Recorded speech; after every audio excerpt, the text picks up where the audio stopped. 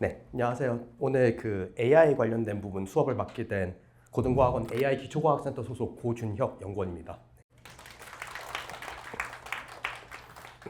네, 그래서 오늘 이제 제가 얘기를 드릴 내용이 이제 AI와 함께 똑똑하게 공부하기라는 이제 주제로 나왔는데요.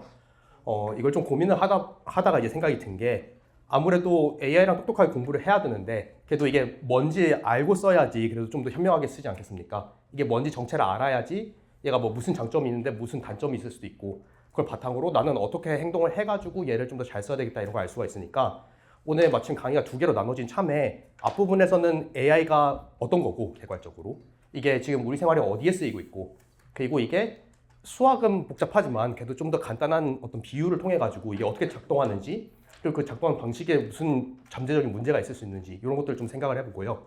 그 다음에 이제 2교시로 넘어가서는 저희가 좀 더 공부에 쓰는 AI라고 하면은 이제 챗GPT 같은 대화형 AI 많이 생각하잖아요.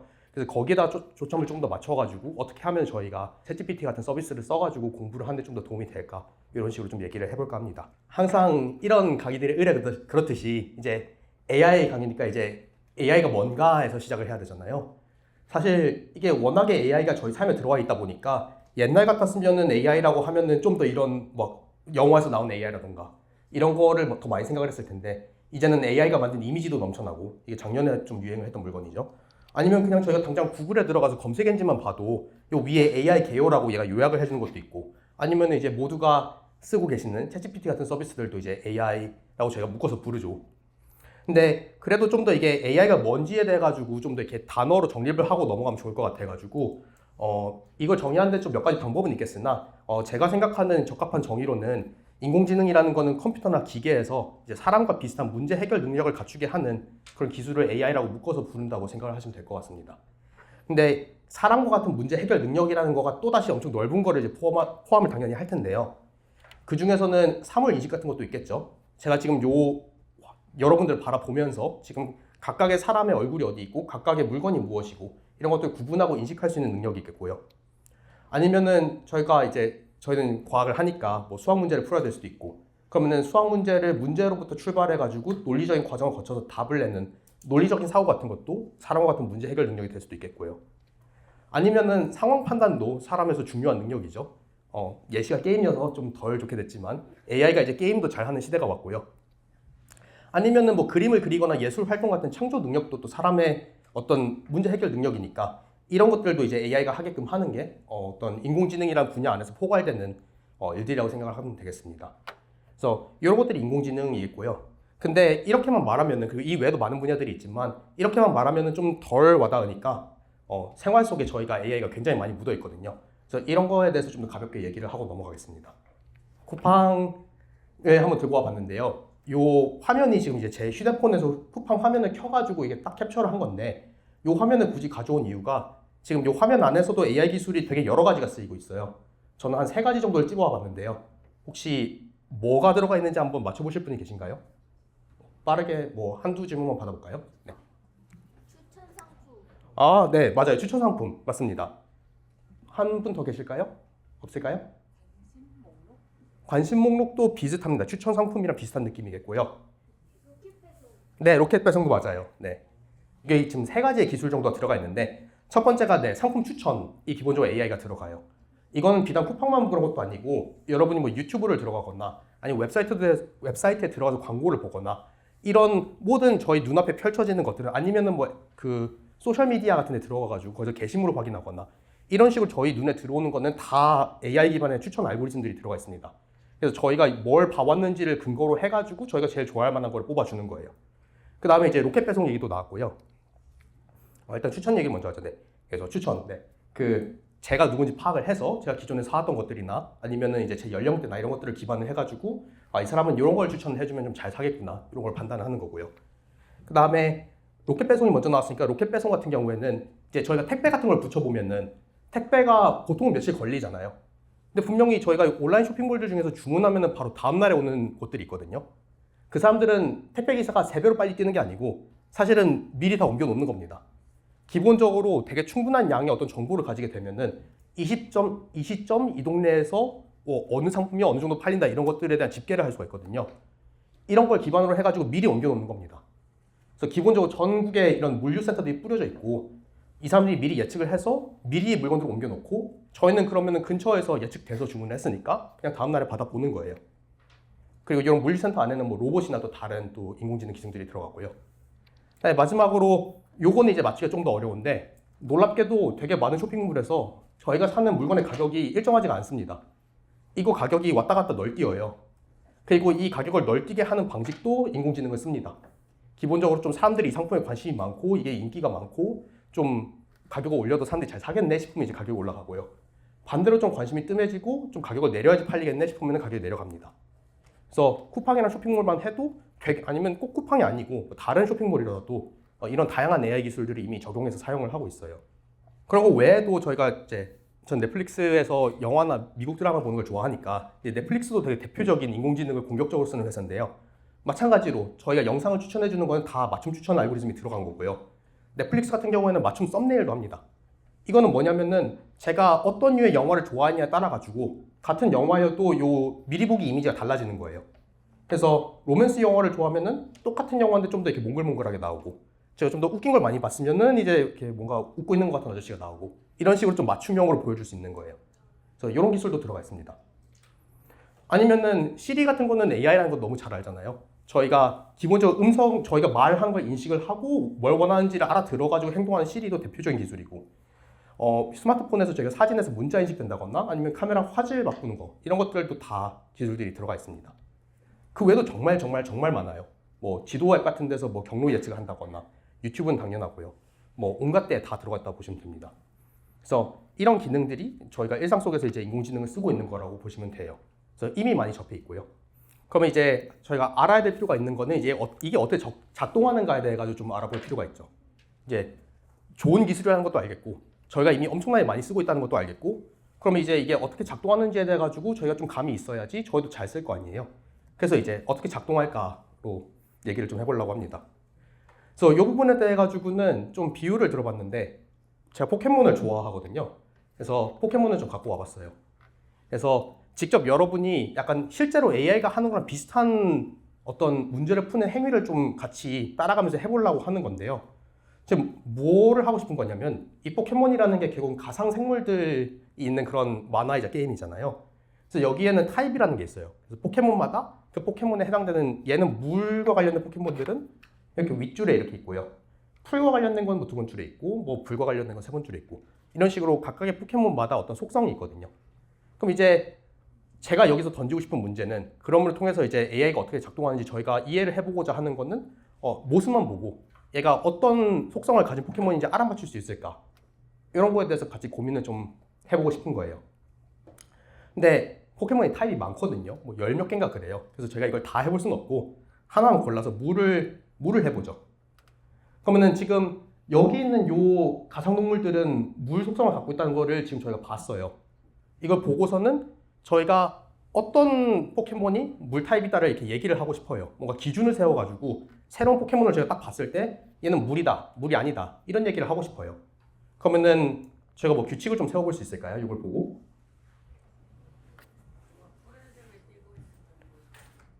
그죠? 뭔가 좀 파란색을 띠고 있으면은 물 타입이라고 할 만하죠, 그죠? 또 있을까요? 그죠? 바다 생물 모양도 되죠. 맞아요. 똑같은 얘기 하려고 그랬죠. 바다 생물이거나 뭐 물고기 비스무리하게 생기면은 물 타입이라고 얘기를 해볼 수가 있겠죠. 아니면은 여기 보니까 얘는 물고기는 아닌데 뭐가 바다 근처에 살잖아요. 그러니까 뭐 바다 근처에 사는 뭐 다른 동물들도 물 타입이겠거니 뭐 이런 얘기도 해볼 수 있는 거고요. 그죠? 저희가 파란색이라는 얘기가 나왔는데 좀 많이 파라니까 그냥 제 마음대로 기준 좀 세워봤어요. 한 절반 이상이 파란색이면은 물 타입이라고 해도 괜찮을라나?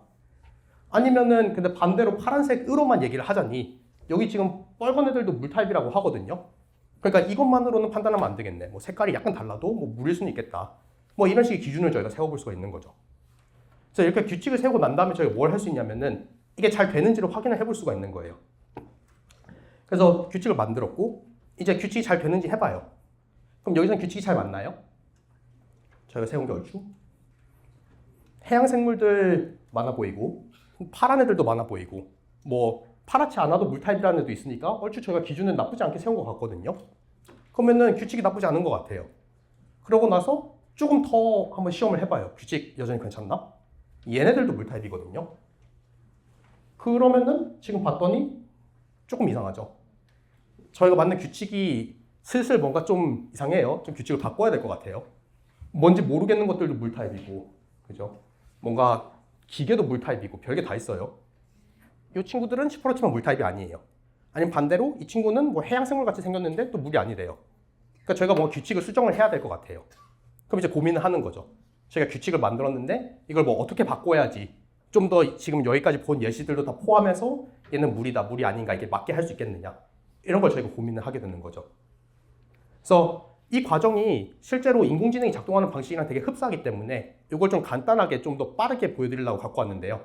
기본적으로 어떤 식으로 작동을 하는 거냐면은 맨 처음에 문제를 골라요. 저희가 풀고 싶은 문제를. 그래서 겉모습을 보고 물 타입인지 아닌지 알아야 되겠다. 이게 제 문제가 되는 거고요.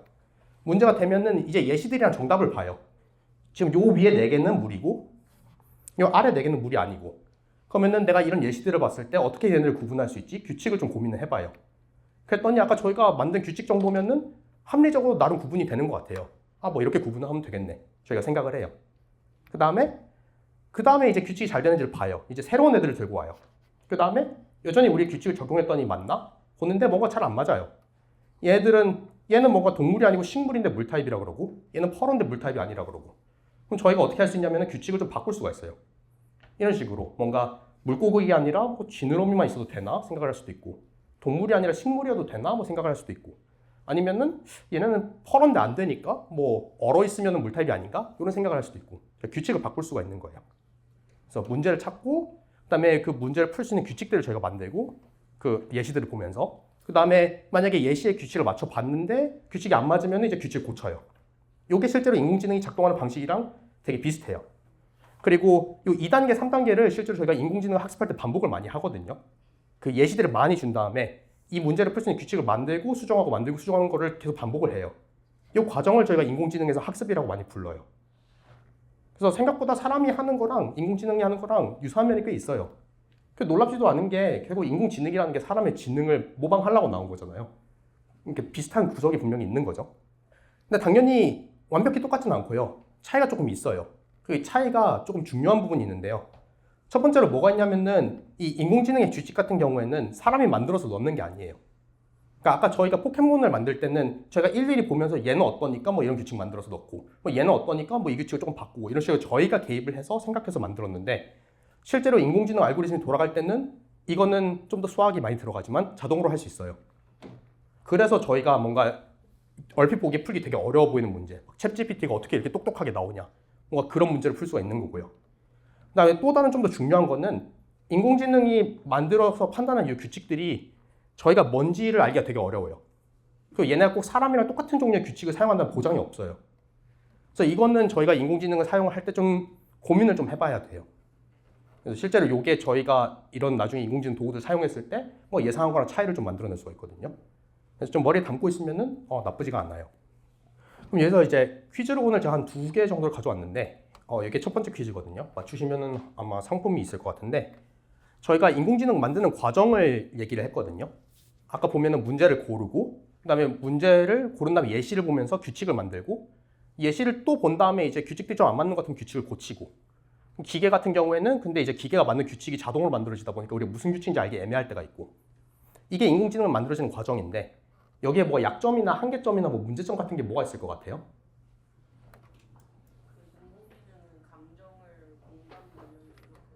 네. 감정을 알기 어렵다. 괜찮은 대답일 수 있어요. 근데 제가 찾고 있는 거랑 살짝 달라요. 정확한 내용을 적지 않으면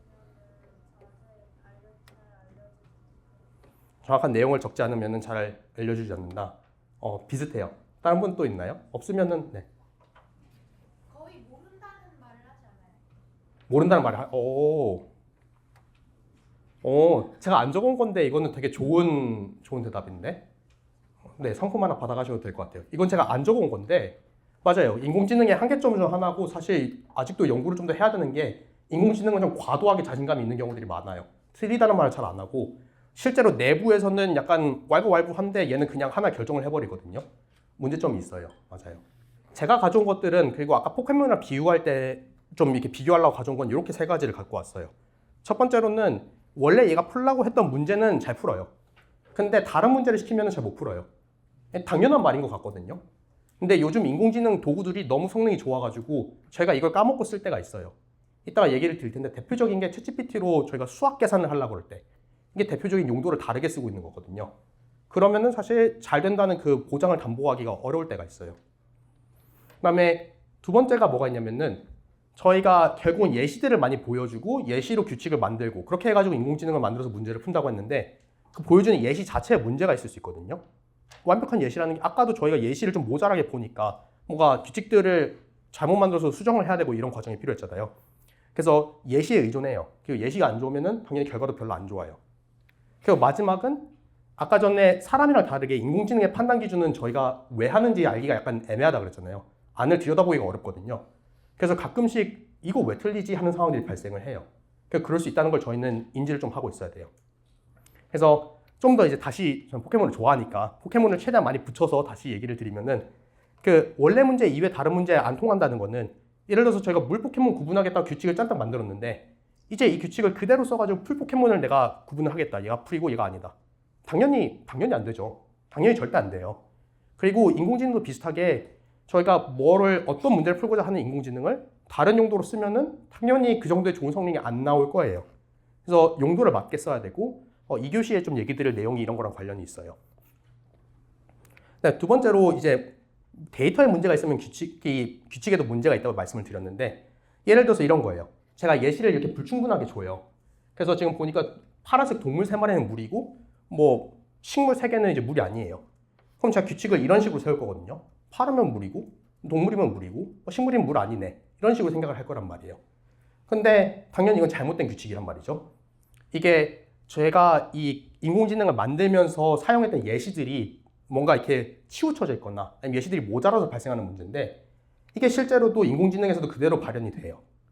그래서 마찬가지로 저희가 인공지능을 학습할 때는 예를 들어서 저희가 뭐 사람 얼굴을 인식하는 거나 뭐 이렇게 그림을 인식하는 거면은 뭐 인터넷에 있는 수많은 사진들을 넣어가지고 예시로 보여주면서 인공지능을 만드는 거고 뭐 문장도 마찬가지로 인터넷에 있는 수많은 문장들을 넣어가지고 문장을 만드는 건데 그게 다 좋은 문장이고 좋은 그림이고 이렇게 공평하다는 게 어떤 뜻인지는 애매하지만 이렇게 약간씩 데이터에 치우쳐짐이나 문제가 있을 수 있어요.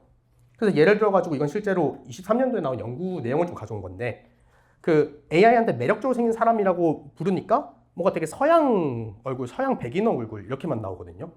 분명히 여기 안에도 미인 미남들이 계실 텐데 얼굴이 안 나온단 말이에요. 아니면은 프로그래밍 하는 사람들 그려달라 그러니까 괜히 뭔가 안경 쓰고 있고 이렇게 뭔가 티셔츠 입고 있고 이런 식으로 편견이 들어가요. 이렇게 이 인공지능을 만들 때 이 규칙을 만들 때 썼던 데이터가 편견이 있다 보니까 이게 그대로 흘러 들어가는 거고요. 그럼 저희가 이런 인공지능 도구를 사용해가지고 다시 결과물을 얻을 때 이 편견이 다시 배어 나올 거예요. 그래서 그렇다는 사실은 저희는 인지를 하고 좀 걸러서 들을 필요가 있어요. 이게 너무 멋있는 사람 그려달라니까 다 이렇게 곱슬머리 이렇게 그런 사람들만 그려주네 하면은 약간 이렇게 편향이 있구나 이런 생각을 저희가 해볼 수 있는 거예요. 그다음에 마지막으로 그 판단 기준을 알 수 없기 때문에 이상하게 틀린다는 거가 좀 되게 유명한 예시가 있어서 좀 가져왔는데요. 저희는 이 첫 번째 그림이나 이 세 번째 그림이나 저희 눈은 판다거든요. 100명 물어봐도 100명 다 판다라고 할 거예요. 뭐 곰이고 뭐 눈 감았고 뭐 하면 판다죠.